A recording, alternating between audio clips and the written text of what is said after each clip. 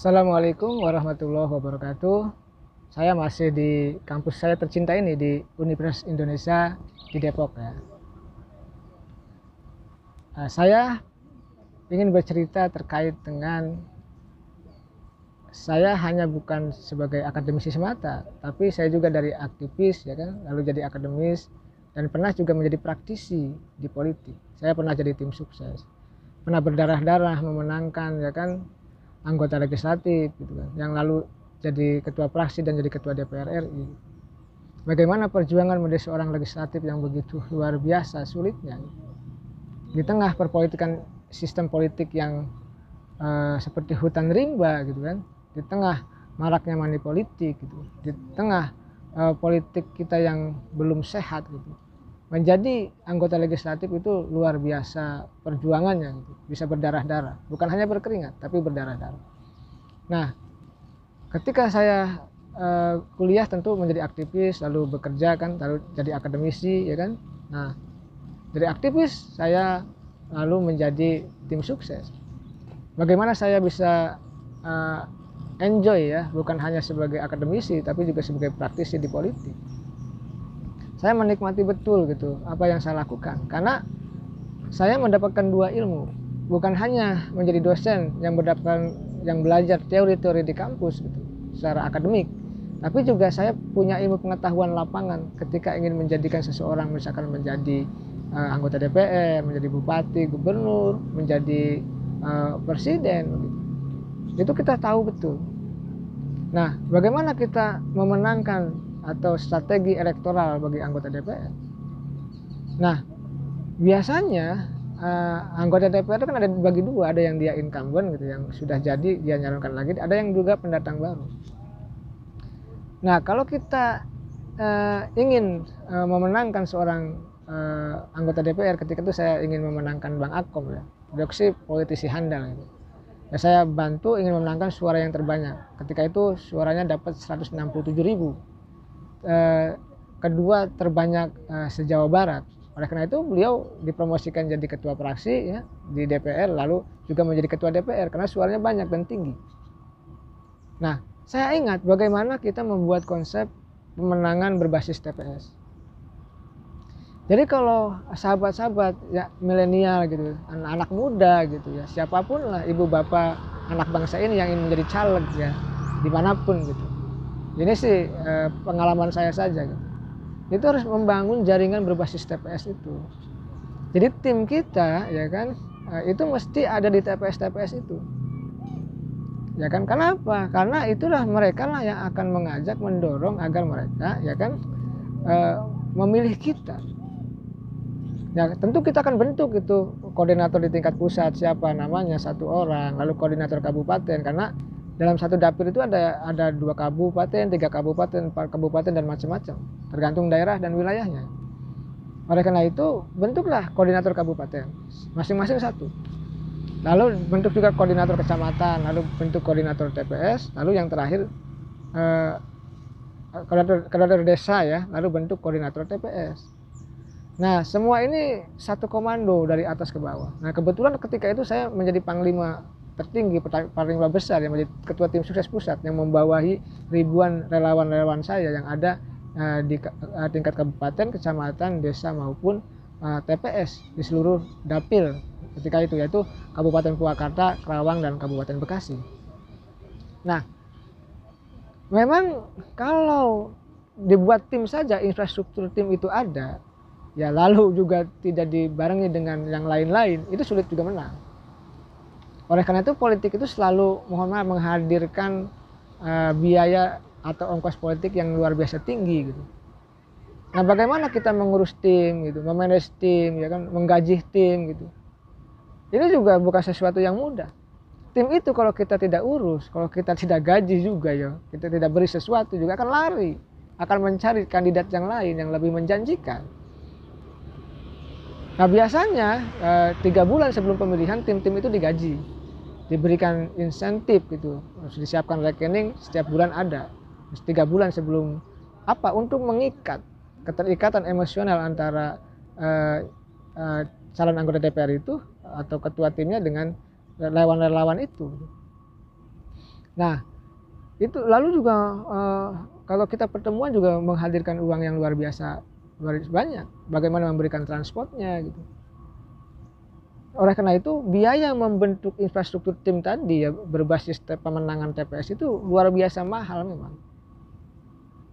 Tapi memudahkan kita untuk bisa menghitung kemenangan kita. Tapi memang tadi ketika infrastruktur timnya ada tidak didukung oleh logistik juga sulit.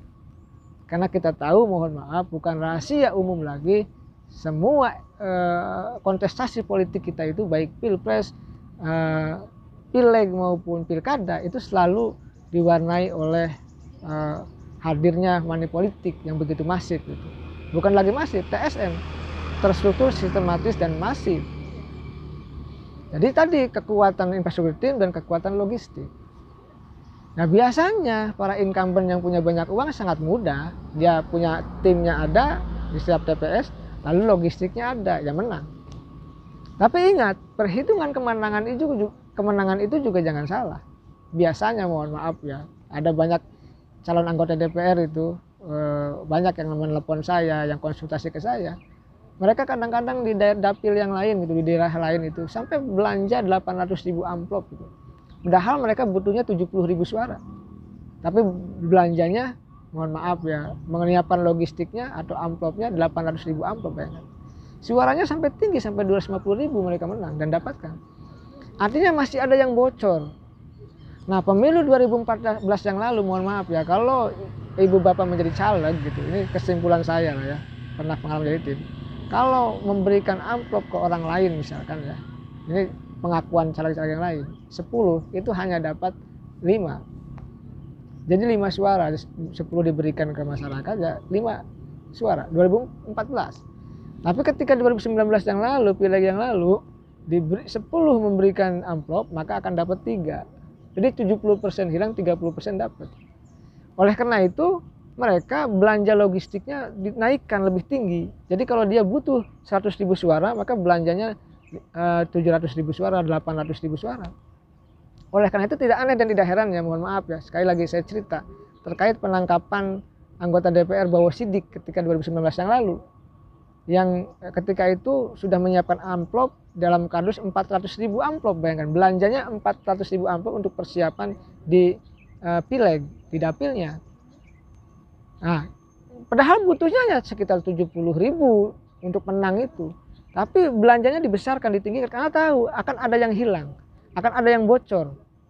Entah uangnya itu masyarakat tidak memilih yang diberi atau uangnya diambil tim sukses, kita tidak tahu. Tapi bocornya itu bisa 70%.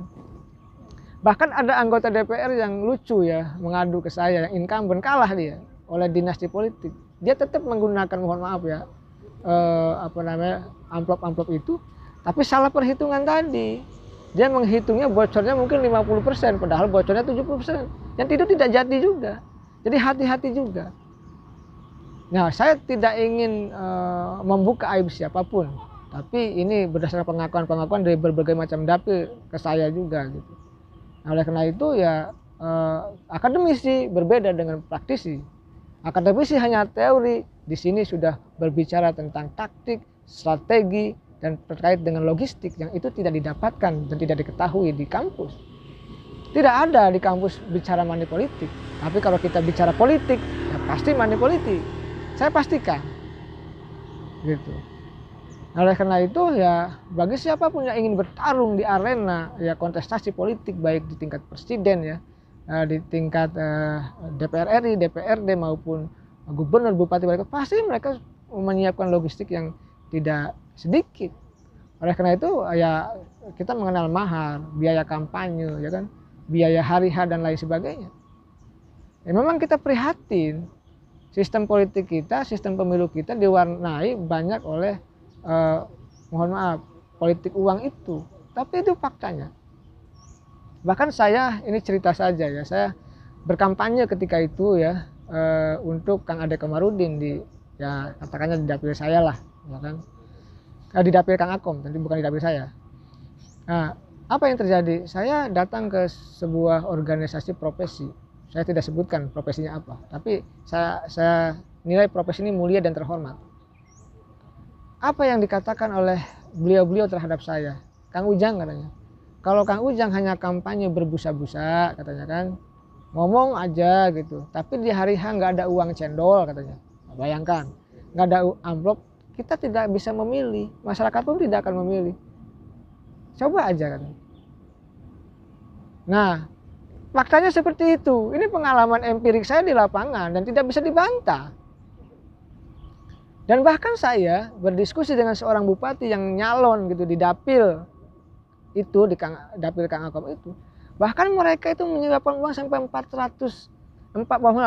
miliar untuk jadi. Bayangkan uang dari mana? Oleh karena itu tidak aneh dan tidak heran banyak anggota DPR yang bermasalah secara hukum, ya kan, bupati, wali kota, gubernur juga bermasalah secara hukum karena biaya kampanyenya besar dan tinggi. Nah ini sebenarnya menjadi perhatian kita bersama. Jadi saya di politik ya pusing kita, di akademisi kita bicara mengotak-atik teori gitu ya, tapi di praktisi kita mengetahui apa sesungguhnya yang terjadi di politik kita. Money politik haram, tidak boleh, itu melanggar undang-undang. Tapi faktanya tersebar di mana-mana. Dan itu bukan rahasia umum lagi. Saya berbicara di televisi secara live, bicara di RRI secara live pula tentang money politik. Ketika kita interaktif dengan dengan seluruh rakyat di televisi maupun di radio itu gitu ya, itu tidak ada yang membantah terkait penjelasan saya tentang money politik gitu. Nggak ada. Mereka semuanya mengakui dan mengiyakan. Dan katanya bukan rahasia umum lagi ini.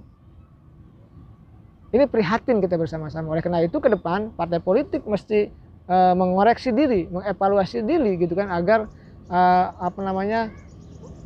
bisa mendorong kader-kader yang berprestasi, yang bagus, yang bersih gitu. Tidak comot pengusaha lalu menebar uang untuk bisa menang. Beri kesempatan kepada akademisi, orang-orang yang berprestasi untuk tampil menjadi pejabat-pejabat publik di negeri ini. Agar apa? Agar bangsa ini lebih baik juga. Nah kalau kontestasi pemilu kita gitu ya diwarnai oleh money politik terus menerus gitu ya, mungkin sampai kiamat, maka mohon maaf, bangsa ini tidak akan pernah besar, bangsa ini tidak akan pernah maju. Karena apa? Korupsinya dipelihara, suap menyuapnya dipelihara, dibiarkan, bahkan dilestarikan. Oleh karena itu sebenarnya komitmen kita ya penyelenggara pemilu, elit politik, penegak hukum untuk sama-sama gitu menyelesaikan persoalan money politik itu dengan bersama-sama untuk menuntaskannya. Kalau dibiarkan aturannya ada tapi tidak dieksekusi ya percuma. Misalkan yang melanggarnya ribuan tapi yang dihukum cuma 1-2 ya buat apa juga. Oleh karena itu mari kita bangun kesadaran itu gitu loh. Ketika melihat kontestasi politik kita ya baik pilpres, pileg maupun pilkada banyak diwarnai oleh money politik, maka ini menjadi sebuah keprihatinan yang harus kita perbaiki bersama-sama. Jadi sahabat-sahabat nanti ketika menjadi tim sukses ya kan, menjadi pejabat, tentu harus menghadirkan perspektif politik yang baru, politik yang bersih, ya yang berprestasi, agar apa? Agar bangsa ini bisa maju. Agar apa? Agar rakyat juga bisa sejahtera. Jangan sampai hanya elit-elit saja yang menikmati sumber daya alam di negeri ini. Rakyat pun harus menikmati itu. Oleh karena itu politik itu pengabdian. Maka caranya jangan menghalalkan segala cara, jangan melakukan money politik itu. Tapi faktanya semua katakanlah peserta kontestasi politik itu mohon maaf ya menggunakan money politik sebagai bagian daripada strategi pemenangan itu. Karena itu bagian dari jawaban sosiologi masyarakat tadi juga yang menginginkan uang cendol itu. Nah ini tentu sistem yang rusak harus kita perbaiki bersama-sama. Jadi kalau kita terjun di politik, mari kita perbaiki bersama-sama. Bangsa ini milik kita bersama, milik kita semua. Kita hadir dan lahir di Indonesia ini untuk bermanfaat dan bisa memperbaiki bangsa ini.